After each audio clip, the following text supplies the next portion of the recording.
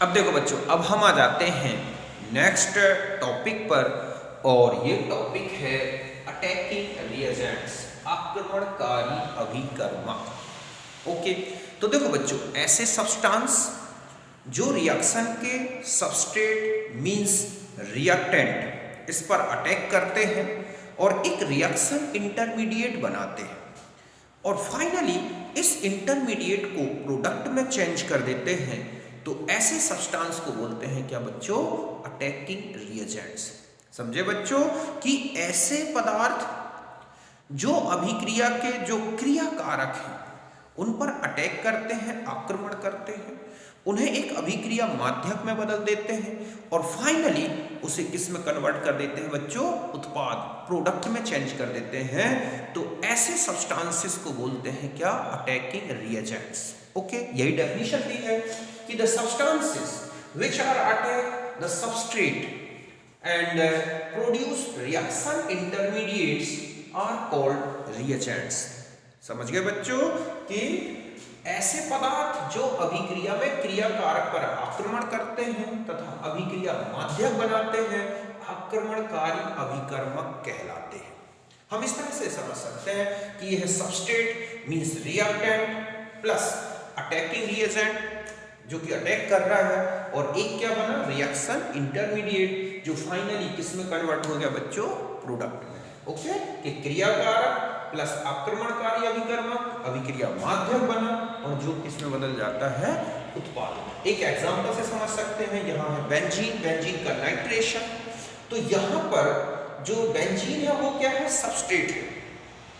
यहाँ जो NO2 plus ion देख रहे हैं जो नाइट्रिक एसिड से मिलता है, तो ये एक अटैकिंग रिएजेंट है। ओके, इसने इंटरमीडिएट बनाया जो और भी आगे रेजोनेंस करता है। तो इस तरह से यहाँ पर एक रिएक्शन इंटरमीडिएट बना जो फाइनली बेस की प्रेजेंस में प्रोटॉन को रिलीज करके और किस में कन्वर्ट हो गया? प्रोडक्ट में। तो यहाँ पर जो NO2 है ये क्या है? Attacking reagent. ओके, तो यहाँ तक नोट करें।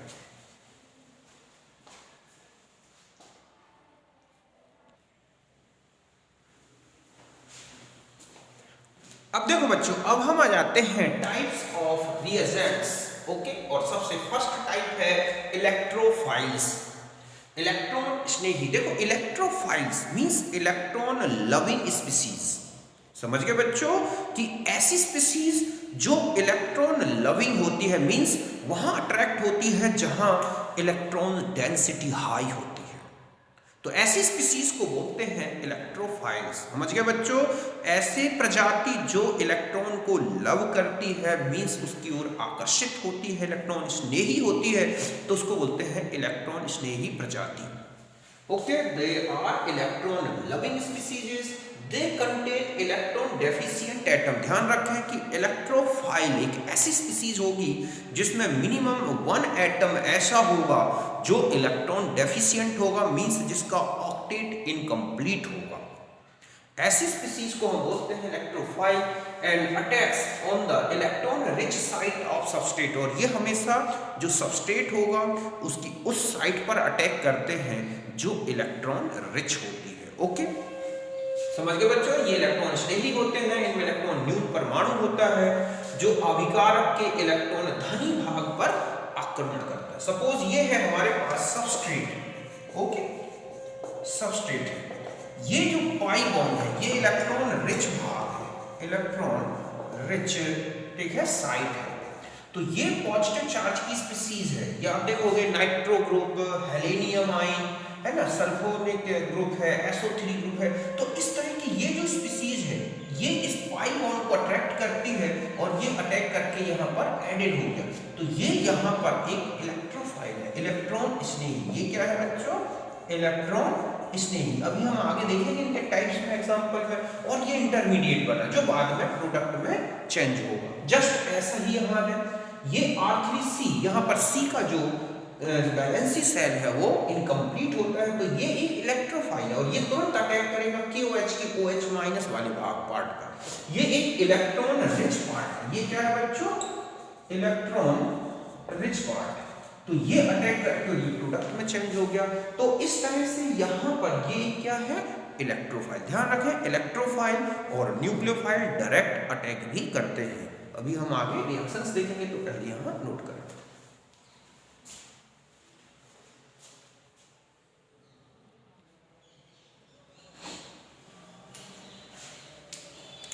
अब देखो बच्चों, अब हम आ जाते हैं टाइप्स ऑफ इलेक्ट्रोफाइल्स।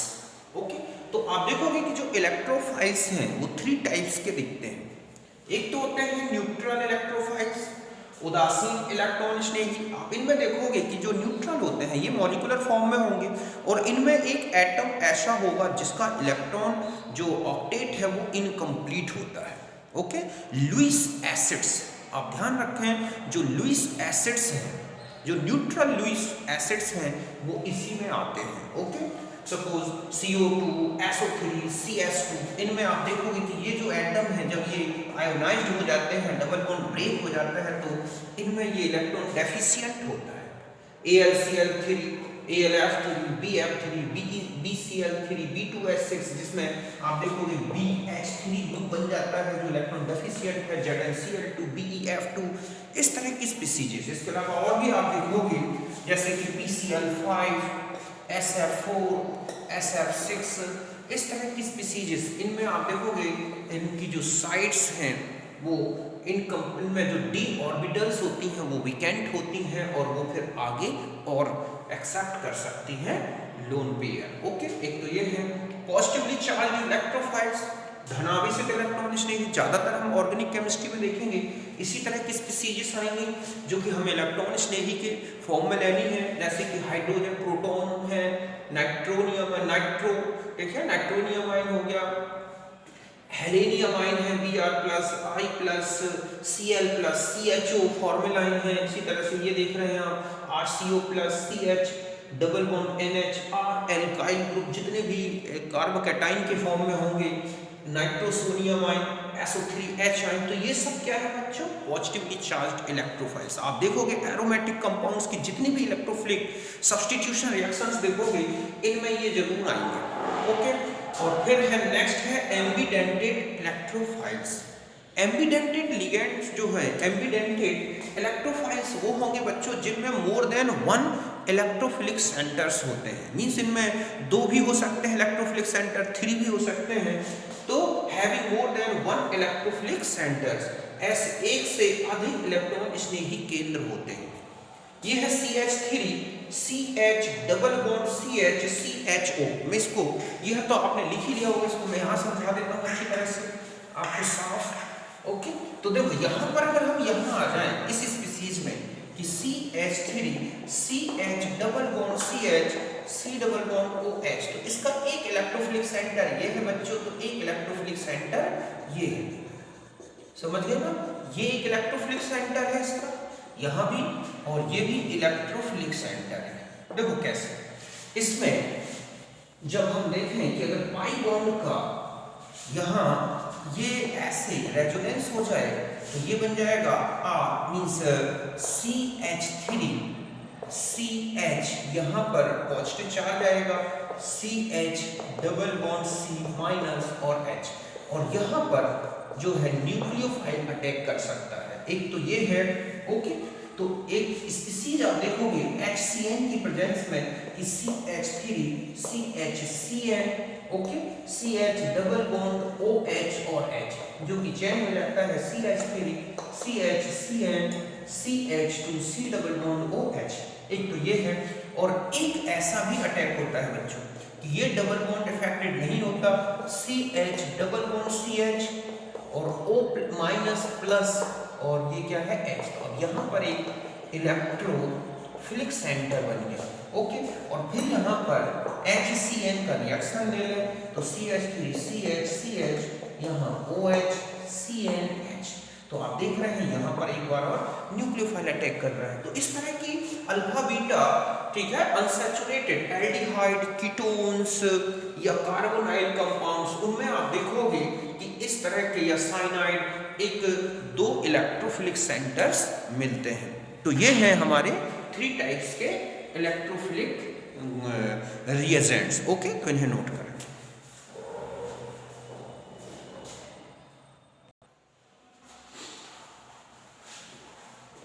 अब देखो बच्चों, अब हम आ जाते हैं इलेक्ट्रोफिलिसिटी के बारे में। इलेक्ट्रॉन स्नेहिता। इलेक्ट्रॉन स्नेहिता का मतलब है कि capacity of electrophile to attracts nucleophile toward itself.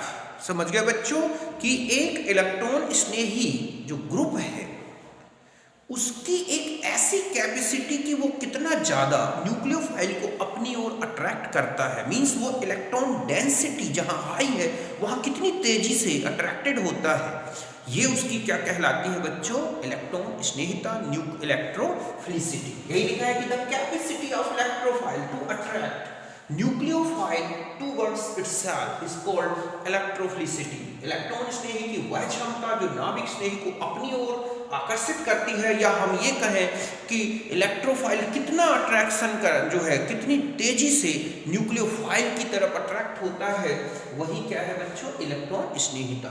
Electrophilicity जो है, ध्यान रखें, इलेक्ट्रोनिगेटिविटी ऑफ इलेक्ट्रोफिलिक सेंटर। जो इलेक्ट्रोफिलिक सेंटर है जितना ज़्यादा इलेक्ट्रोनिगेटिविटी रखेगा उतना ही ज़्यादा इलेक्ट्रोफिलिक नेचर का होगा। ठीक है, क्वांटिटी ऑफ पॉजिटिव चार्ज, जितना ज़्यादा पॉजिटिव चार्ज की क्वांटिटी होगी, ध्यान रखें, उतना ही ज़्यादा इलेक्ट्रोफिलिसिटी होगी।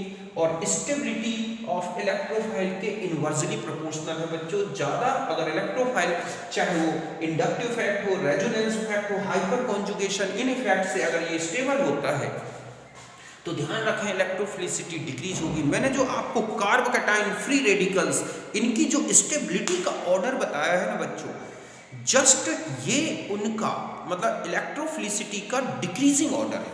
मतलब इलेक्ट्रोफिलिक जो ग्रुप है means carb cation free radical जितना ज़्यादा स्टेबल होगा जस्ट उतना ही कम इलेक्ट्रोफिलिसिटी रखेगा वो। तो अगर आपको कार्ब कैटायन फ्री रेडिकल की स्टेबिलिटी का ऑर्डर पता है तो ध्यान रखें ये इलेक्ट्रोफिलिसिटी का डिक्रीजिंग ऑर्डर होगा। ओके, अभी हम एग्जांपल से देखते हैं। समझिए बच्चों की जो इलेक्ट्रॉन स्नेहिता है वो धनावेशित केंद्र की ऋण विद्युता, धनावेशित की सीमा, इलेक्ट्रॉन स्नेही के, ठीक है, इनके तो डायरेक्टली प्रोपोर्शनल है, और इलेक्ट्रॉन स्नेही का जो स्थायित्व है जो कि +I +R +H इससे बढ़ता है उसके इनवर्सली प्रोपोर्शनल है। अभी मैं एग्जांपल बताता हूँ, पहले आप इसे नोट कर लें।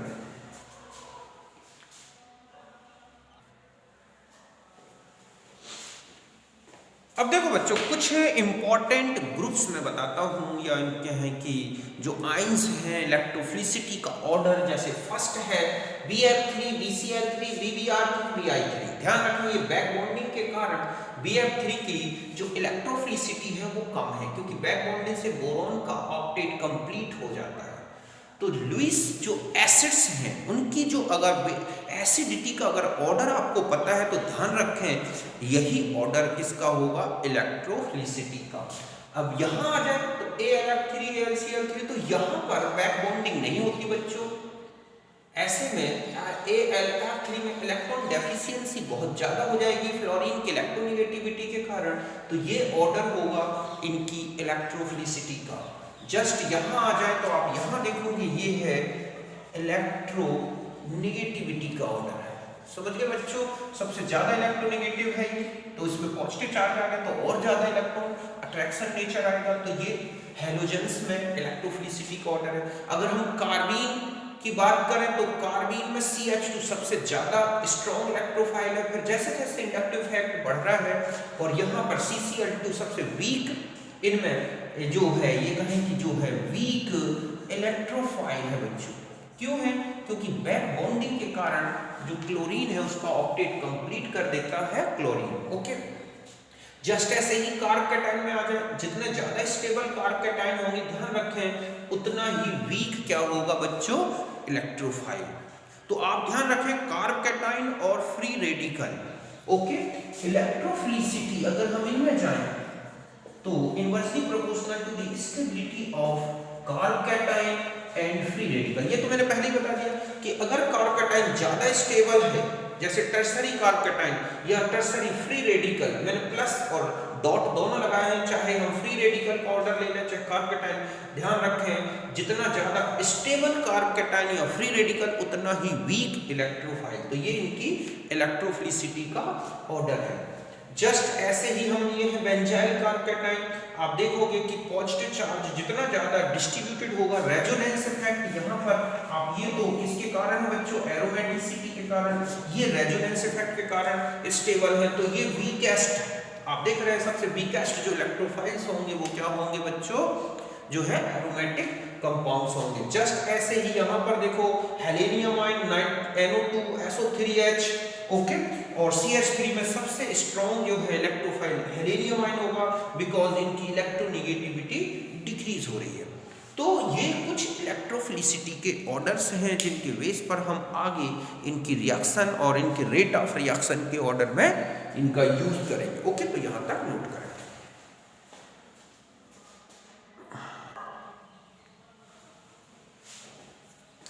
अब देखो बच्चों, अब हम आ जाते हैं नेक्स्ट है न्यूक्लियोफाइल्स, नाभिक स्नेही। नाभिक स्नेही मींस ऐसी स्पीसीज जो इलेक्ट्रॉन रिच होती है और जो सबस्ट्रेट है उसके उस सेंटर पर अटैक करती है जहां इलेक्ट्रॉन डेफिशिएंसी होती है, मींस जहां पर क्या होता है, पॉजिटिव चार्ज।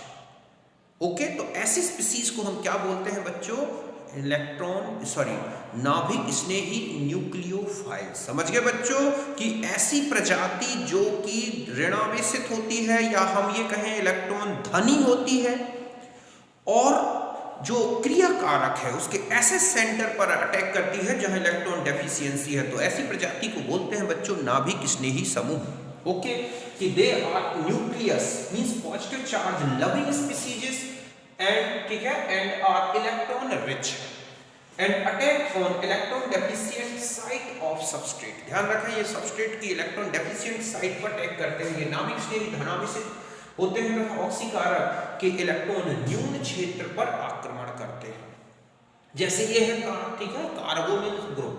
कार्बोनिल ग्रुप के इस कार्बन पर इलेक्ट्रॉन डेफिशिएंसी होती है इसकी इलेक्ट्रोनेगेटिविटी की, तो ये जो न्यूक्लियोफाइल है बच्चों ये अटैक करता है यहाँ और इस तरह से ऐड हो जाता है। तो ये इलेक्ट्रॉन डेफिशिएंट साइट है। जस्ट ऐसे ही RCH2X में X जो है इलेक्ट्रोनेगेटिविटी ज्यादा है तो यहाँ इलेक्ट्रॉन डेफिशिएंसी होती है, तो ये अटैक करता है और X को हटा देता है। तो यहाँ पर ये न्यूक्लियोफाइल है। अब आते हैं टाइप्स ऑफ न्यूक्लियोफाइल्स। तो आप देखोगे एक तो होते हैं न्यूट्रल, ऐसी स्पीसीज जो इलेक्ट्रॉन रिच होती हैं, मींस न्यूट्रल हो और उनमें मिनिमम एक लोन पेयर हो। जितने भी ध्यान रखना बच्चों, लुईस बेसिस जो होते हैं, ओके, लुईस बेसिस या लिगेंड्स जिनको बोलते हैं न्यूट्रल लिगेंड्स, लुईस बेसिस, वो सब एक क्या होते हैं, न्यूक्लियोफाइल। इनमें एक लोन पेयर, दो लोन पेयर इस तरह से हो सकते हैं। इसके अलावा नेगेटिवली चार्ज्ड जितने भी स्पीसीज हैं, Cn-, OH-, X, ये सब क्या है बच्चों, जो एक क्या होते हैं, एक न्यूक्लियोफाइल्स होते हैं।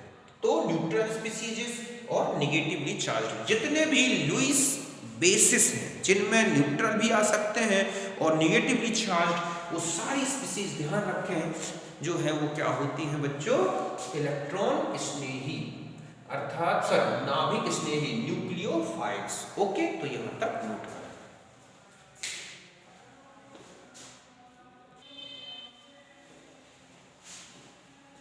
अब देखो बच्चों, ऐसी भी स्पीसीज हैं जिनमें एम्बीडेंटेड न्यूक्लियोफाइल्स होती हैं, मींस इनमें दो न्यूक्लियोफिलिक सेंटर्स होते हैं। ओके, कि having more than one nucleophilic centre. समझिए बच्चों, एक से अधिक नाभिक स्नेही क्षेत्र होते हैं।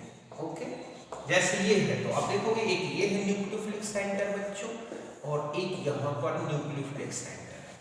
RX की रिएक्शन हो जाए तो ये प्रोडक्ट बनेगा। तो यहाँ आप देख रहे हैं कि ये C से अटैक कर रहा है न्यूक्लियोफिलिक सेंटर, RX O से भी अटैक कर रहा है तो यहाँ पर भी जुड़ गया। क्यों? क्योंकि ये जो इलेक्ट्रोफाइल है। ओके, जस्ट ऐसा ही CN ग्रुप देख लो, नाइट्रोजन भी न्यूक्लियोफाइल होता है, कार्बन भी न्यूक्लियोफाइल, जिनको आप बोलते हैं ना एम्बीडेंटेड लिगेंड्स बच्चों। एम्बीडेंटेड लिगेंड्स वो हैं जिनमें आप देखोगे दो लोन पेयर डोनर साइट्स होती हैं। जस्ट ऐसा ही है, तो न्यूक्लियोफिलिक जो है ये एम्बीडेंटेड लिगेंड्स जितने भी हैं बच्चों वो सब एम्बीडेंटेड न्यूक्लियोफाइल्स होते हैं। CN हो गया, SCN- ये वाला हो गया, NO2 हो गया। ओके, जस्ट ऐसे। अब एक होता है बच्चों एम्फीफिलिक रिएजेंट्स। इनमें ऐसे रिएजेंट्स हैं जिनमें इलेक्ट्रोफिलिक सेंटर और न्यूक्लियोफिलिक सेंटर्स दोनों होते हैं। Okay, contains electrophilic and nucleophilic centres. CO आप देखोगे कार्बन पॉजिटिव चार्ज, यहाँ निगेटिव चार्ज, ये न्यूक्लियोफिलिक सेंटर है बच्चों, तो ये इलेक्ट्रोफिलिक सेंटर है। RCN, सी में पॉजिटिव चार्ज आता है और यहाँ निगेटिव, तो ये इलेक्ट्रोफिलिक सेंटर है, तो ये न्यूक्लियोफिलिक सेंटर है। वाटर में देख लो H+ इलेक्ट्रोफिलिक सेंटर है, तो OH न्यूक्लियोफिलिक सेंटर। तो इस तरह से इलेक्ट्रोफिलिक न्यूक्लियोफिलिक सेंटर्स अगर दोनों हैं तो वो एम्फीफिलिक, अगर दो न्यूक्लियोफाइल सेंटर है तो वो एम्बीडेंटेड, ठीक है, न्यूक्लियोफाइल्स कहलाते हैं। Okay school.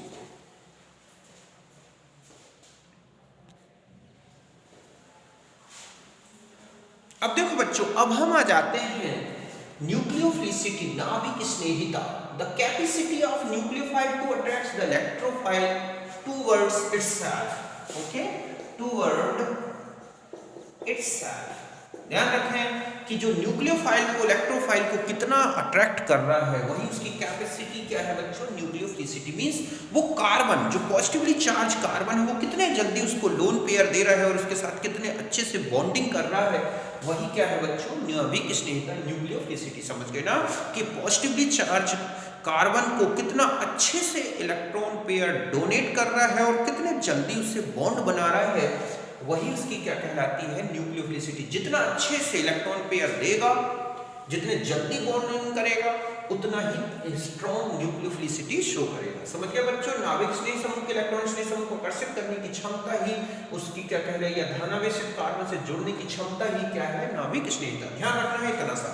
Nucleophilicity directly proportional to the polarizability of anion, okay, basicity, size, negative charge, and जो है inversely proportional to the negativity and stability of anion. Means -I -M ये इस तरह के अगर इफेक्ट हैं तो ध्यान रखें बच्चों, न्यूक्लियोफिलिसिटी डिक्रीज होगी। -I से -M वो नेगेटिव चार्ज को डिक्रीज करेगा या डिस्पर्स्ड कर देगा नेगेटिव चार्ज, तो न्यूक्लियोफिलिसिटी डिक्रीज होगी। लेकिन पोलराइजेबिलिटी जितनी ज्यादा होगा, मतलब है कि नेगेटिव चार्ज जितना ज्यादा पोलराइज्ड होगा, ध्यान रखें, उतनी ही न्यूक्लियोफिलिसिटी। जितना ज्यादा बेसिक होगा, हालांकि बेसिसिटी का कहीं अपोजिट ऑर्डर भी मिलेगा, लेकिन मेनली न्यूक्लियोफिलिसिटी बेसिसिटी पे भी डिपेंड करती है। साइज, जितना बड़ा एनाइन होगा उतना अच्छा इलेक्ट्रॉन पेयर डोनर होता है, जितना ज्यादा नेगेटिव चार्ज हो, बट इलेक्ट्रोनेगेटिविटी ज्यादा है तो ध्यान रखें न्यूक्लियोफिलिसिटी डिक्रीज होगी। स्टेबिलिटी ज्यादा है तो न्यूक्लियोफिलिसिटी डिक्रीज होगी। जो आपको मैंने एनाइंस, जितने भी एनाइंस की जो कार्ब एनाइंस बताए हैं बच्चों, उनकी जो स्टेबिलिटी का ऑर्डर बताया है, जस्ट उसका उल्टा ही न्यूक्लियोफिलिसिटी होगी। मींस एनाइन जितना ज्यादा अनस्टेबल कार्ब एनाइन, उतना ही अच्छा न्यूक्लियोफाइल होगा। ओके, तो समझ गए बच्चों की नाभिक स्नेहिता। इसके अलावा मैं और बता दूं, एसिडिटी ऑफ मीडियम। अगर मीडियम में एसिडिटी ज्यादा है बच्चों, मींस वहां प्रोटॉन्स ज्यादा हैं, तो न्यूक्लियोफिलिसिटी डिक्रीज होगी। क्यों? क्योंकि जो एनाइन है वो हाइड्रोजन बॉन्डेड हो जाएगा या कहें कि सॉल्वेटेड ज्यादा होगा, और ऐसे में न्यूक्लियोफिलिसिटी डिक्रीज होगी। तो समझ गए बच्चों, नाभिक स्नेहिता, रेनाइन के ऋण विद्युता, ध्रुवणता, जितना ज्यादा पोलराइज्ड होगा वो, क्षारीयता, जितना बड़ा आकार, जितना ज्यादा ऋण आवेश है, उतनी ही ज्यादा नाभिक स्नेहिता, और ऋण विद्युता ज्यादा या माध्यम में अम्लीयता ज्यादा, तो ये कम हो जाएगा। हम एक एक करके एग्जांपल से समझते हैं। ओके, पहले आप इसे नोट करें।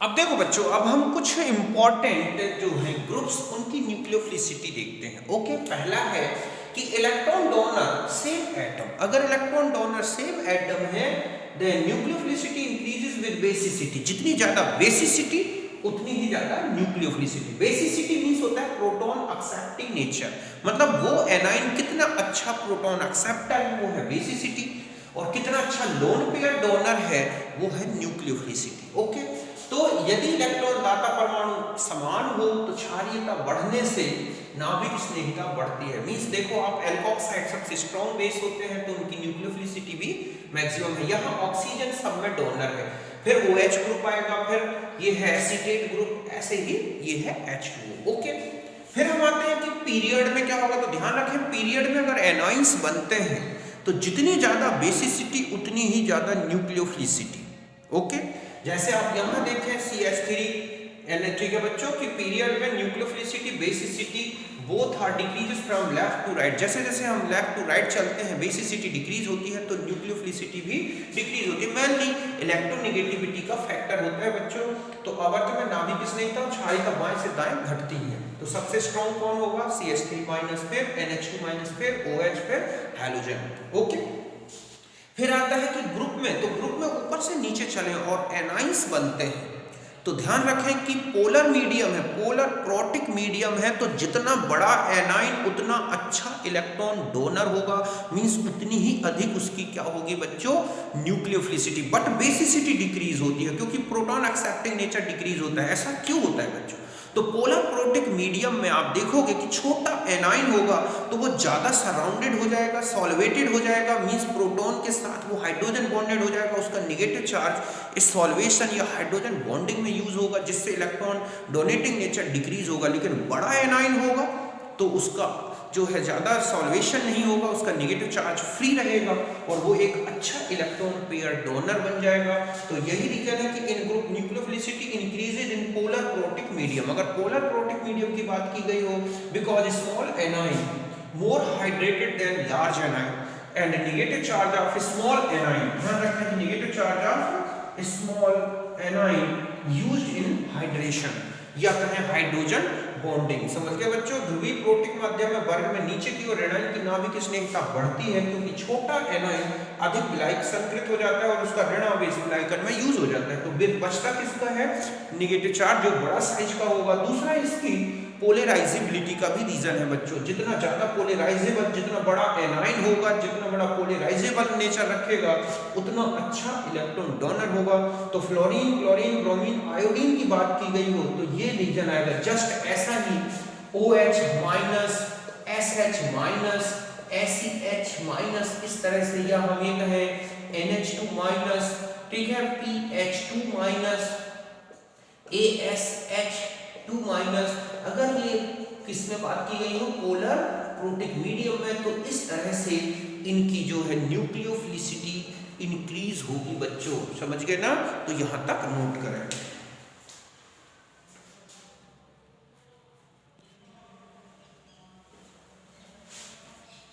अब देखो बच्चों, अगर आपसे ये क्वेश्चन किया गया हो कि पोलर एप्रोटिक मीडियम है और आपको डिफरेंट एनाइंस दिए गए हों तो उनकी न्यूक्लियोफिलिसिटी ऑर्डर पूछी गई हो, तो ध्यान रखें कि पोलर एप्रोटिक मीडियम में जितना छोटा एनाइन होगा उतना अच्छा इलेक्ट्रॉन डोनर होता है, मींस उतना अच्छा न्यूक्लियोफाइल होता है, मींस उसकी न्यूक्लियोफिलिसिटी हाई होती है। ऐसा क्यों होता है बच्चों कि जो एप्रोटिक पोलर मीडियम होता है उनका पॉजिटिव चार्ज तो हेड इन रहता है बट उनका नेगेटिव चार्ज फ्री रहता है, तो वो कैटाइंस को तो सॉल्वेटेड कर लेते हैं लेकिन एनाइन को सॉल्वेटेड नहीं कर पाते। ऐसे में एनाइंस फ्री होते हैं, तो जितना छोटा एनाइन होगा उतना हाई इलेक्ट्रॉन डेंसिटी होगी और वो उतना ही अच्छा इलेक्ट्रॉन डोनर बन जाता है। ओके, तो यही मैंने लिखा है कि in polar aprotic medium nucleophilicity decreases with increase size of anion because in such medium only cation is solvated but anion not solvated because positive charge of aprotic molecule is hidden। समझ गए ना? उसका positive charge छिपा रहता है जिससे वो A9 को सॉल्वेटेड नहीं कर पाता, which cannot be solvated anion। Thus small anion will be better electron donor due to high electron density। समझ गए बच्चों की ध्रुवीय एप्रोटिक माध्यम में ऋणाइन जितना छोटा होगा उतना अच्छा इलेक्ट्रॉन डोनर होता है, उतनी हाई उसकी न्यूक्लियोफिलिसिटी होती है। ऐसा क्यों? क्योंकि ऐसे विलायक केवल धनायन को सॉल्वेटेड करते हैं, एनाइन को सॉल्वेटेड नहीं करते। क्यों? क्योंकि नाभिक स्निग्धता बढ़ती है, क्योंकि एप्रोटिक माध्यम केवल धनायनों को विलायक संकृत करता है, ऋणायनों को संकृत नहीं करता, क्योंकि इनका धनावेश छिपा रहता है जो ऋणायन और इससे मुक्त रहता है और छोटा ऋणायन उच्च इलेक्ट्रॉन घनत्व होने के कारण एक अच्छा इलेक्ट्रॉन दाता बनता है। जैसे हम यहाँ तो ये है हमारे पास DMSO डाइमिथाइल सल्फो ऑक्साइड। तो आप देख रहे हैं नेगेटिव चार्ज तो फ्री है इसका, तो ये प्रोटॉन को तो सॉल्वेटेड करेगा, लेकिन यहाँ पॉजिटिव चार्ज आप देख रहे हैं ग्रुप्स के बीच में फंसा हुआ है, छिपा हुआ है।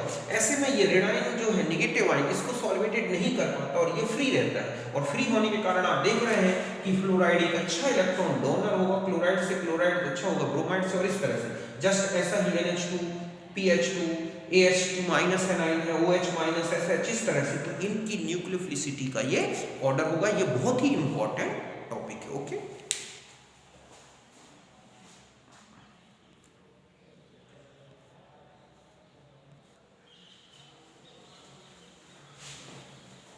अब देखो बच्चों, इसी तरह से नेक्स्ट है कि त्रिविम बाधा, मतलब nucleophilicity decreases with increase the size of nucleophile, it is due to steric hindrance.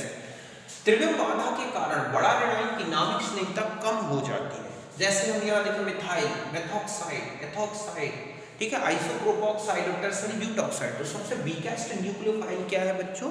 Tertiary butoxide, क्योंकि इसमें बहुत ज्यादा बड़े बड़े ग्रुप्स हैं और ऐसे में इसकी न्यूक्लियोफिलिसिटी कम हो जाएगी, क्योंकि न्यूक्लियोफिलिक सेंटर तक पहुंचेगा और वहां पर एक स्टेरिक हिंड्रेंस आता है। जस्ट ऐसा है, nucleophilicity increases with electron density in adjacent position, increases with increase.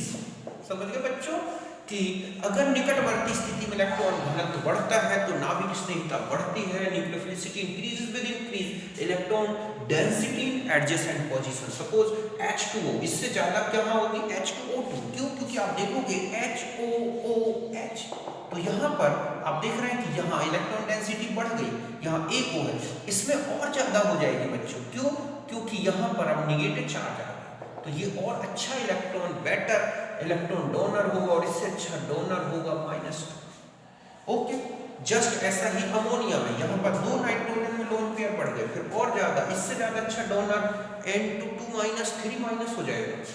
ऐसे ही अगर हम यहाँ जाएं कि negative I effect, negative M effect decrease the nucleophilicity. ध्यान रखें, नेगेटिव आई इफेक्ट हो या नेगेटिव एम, इलेक्ट्रॉन डेंसिटी को डिक्रीज करता है और न्यूक्लियोफिलिसिटी डिक्रीज होती है। जैसे CCl3 की न्यूक्लियोफिलिसिटी कम होगी लेकिन CH3 की ज्यादा होगी बच्चों। अगर नेगेटिव चार्ज कॉन्जुगेशन कर लेता है तो भी ऐसे में यहाँ ये आ जाएगा बच्चों, तो इसका जो ये वाला चार्ज है वो इस तरह डिस्ट्रीब्यूट हो जाएगा। ऐसे में ये जो है ज्यादा स्ट्रॉन्ग न्यूक्लियोफाइल होगा, देन ये तो रेजोनेंस डिक्रीज करता है न्यूक्लियोफिलिसिटी को। ध्यान रखें, जो एनाइन जितना ज्यादा स्टेबल, चाहे वो इंडक्टिव इफेक्ट से हो चाहे मीजोमेरिक इफेक्ट से, जितना ज्यादा स्टेबल उतना ही वीक न्यूक्लियोफाइल होता है बच्चों।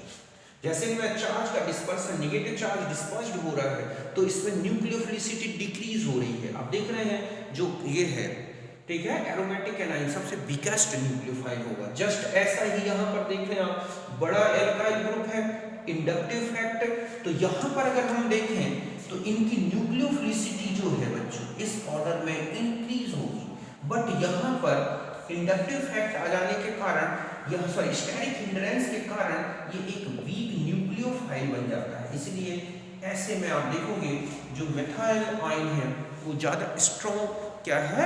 न्यूक्लियोफाइल। तो और भी देख सकते हैं, जैसे आपको यहाँ दे दिया जाए कि ये है CH2- और यहाँ है CH3 ग्रुप, तो ये इससे ज्यादा अच्छा इलेक्ट्रॉन डोनर होगा बच्चों, और ये वीकेस्ट हो जाएगा। कौन सा?